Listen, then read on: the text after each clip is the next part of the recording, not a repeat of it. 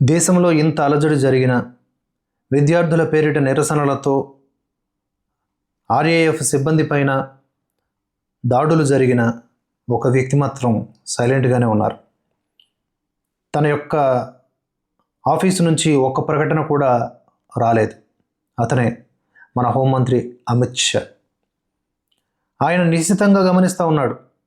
ఎవరెవరు ఇక్కడ ప్రోదయ్యారు, వారి సంగతి ఏంటి, వారి కథా కమామేష్ ఏంటి, సరిగ్గా నరం దొరికినప్పుడు ఎప్పుడు లాగాలో హోంమంత్రి అమిత్ షాకి బాగా తెలుసు. ఆర్టికల్ 370, అయోధ్య రామ మందిర నిర్మాణం, ఇలాంటి జటిలమైనటువంటి సమస్యల్ని పరిష్కరించినటువంటి వ్యూహకర్త. అటువంటి అమిత్ షా ఇప్పటి వరకు ఈ అంశం మీద మాట్లాడారా ఎక్కడన్నా? లేదు కదా. అంటే దాని అర్థం ఏమిటి? ఇప్పుడు ఢిల్లీ పోలీసులు కూడా ఎక్స్ సంస్థని కోరుతూ ఉన్నారు. ఎవరెవరైతే ఆందోళనకారుల పేరిట హింసాయుతమైనటువంటి వీడియోలు చేశారో, కూతలు కూశారో, చట్టాన్ని తమ చేతుల్లోకి తీసుకునేలాగా వ్యవహరించారో, వాళ్ళందరి బ్యాక్గ్రౌండ్ డేటా మాకు కావాలి అని చెప్పేసి ఎక్స్ని కోరడం జరిగింది. మెటాని కూడా వార్నింగ్ ఇచ్చి కొన్ని దిశానిర్దేశాలు చేయడం జరిగింది. గూగుల్కి కూడా నోటీసులు పంపించారు. ఇదంతా బ్యాక్గ్రౌండ్లో జరుగుతోంది. మరోవైపు ఢిల్లీ పోలీసులు ఇచ్చినటువంటి డేటా 2800 మంది డేటా, జరాసంధుడు రాక్షసుల్ని మోసుకొచ్చినట్లుగా ఈ సీజేపీ దేశవ్యాప్తంగా ఉన్నటువంటి నిరసనల పేరిట ఉన్మాదాలు చేసేటటువంటి గుంపునంతా తీసుకొచ్చింది. ఈ సీజేపీ జరాసంధుడి పాత్రను పోషించింది. ఇప్పుడు సాక్షాత్తు ఆ కృష్ణ పరమాత్మ ఏమి చేయాలో ఇక్కడ ఉన్నటువంటి అధికారుల ద్వారా, నిజమైన దేశభక్తుల ద్వారా, నిజమైన దేశభక్తి కలిగినటువంటి పాలకుల ద్వారా అనేది మనం కాలగమనంలో చూస్తాం.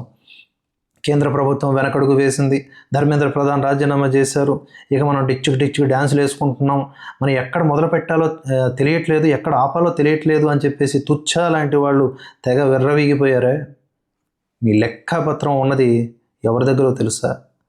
లెక్కాపత్రం ఉన్నది అమిత్ షా దగ్గర.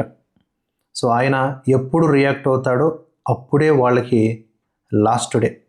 ఇప్పుడే ఈ సౌరభ్ దాస్ కూడా సుప్రీంకోర్టు చేసినటువంటి వ్యాఖ్యలను కూడా వ్యతిరేకిస్తూ మళ్ళీ దిగుతాం, రచ్చ చేస్తామన్నాడు.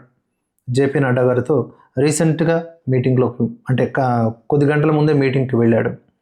ఆయన కూర్చుండబెట్టి, నాయన తేడాగా బిహేవ్ చేస్తే నీకు ఇంక ఎక్కడ తెగాలో అక్కడ తెగిపోద్ది, అర్థం చేసుకో, అనవసరంగా బురద పూసుకోకు, సరే నీవేదో భావజాలంలో సస్తనం సావు, అది కొంతమేర చట్ట పరిధిలో ఉన్నదే, కానీ చట్టాన్ని చేతుల్లోకి తీసుకున్న వారిని కాపాడేస్తాను అంటే నిన్ను కూడా వాళ్ళతో కలిపి బొందలగడ్డలో పెట్టాల్సి వస్తుంది, అదే చట్టం పరిధిలో శిక్షించాల్సి వస్తుంది అని చెప్పారు. ఏమో మొత్తానికి చల్లబడ్డాడు కొడుకు.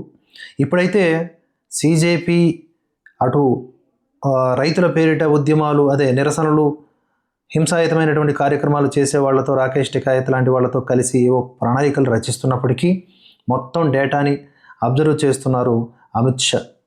అటు బార్డర్లో విదేశీ శక్తులతో ఫైట్ చేస్తుండడంలో ఎంతటి శ్రద్ధ వహిస్తున్నారో, ఇప్పుడు ఇంటర్నల్గా ఇంటి దొంగల్ని కూడా ఏ విధంగా నిర్వహించాలి, ఈ ఉన్మాదుల్ని ఎలా కట్టడి చేయాలనే విషయంలో కూడా అంతే శ్రద్ధగా వ్యవహరిస్తున్నారు.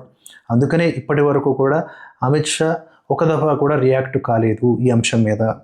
ఇది మనం గమనించాలి.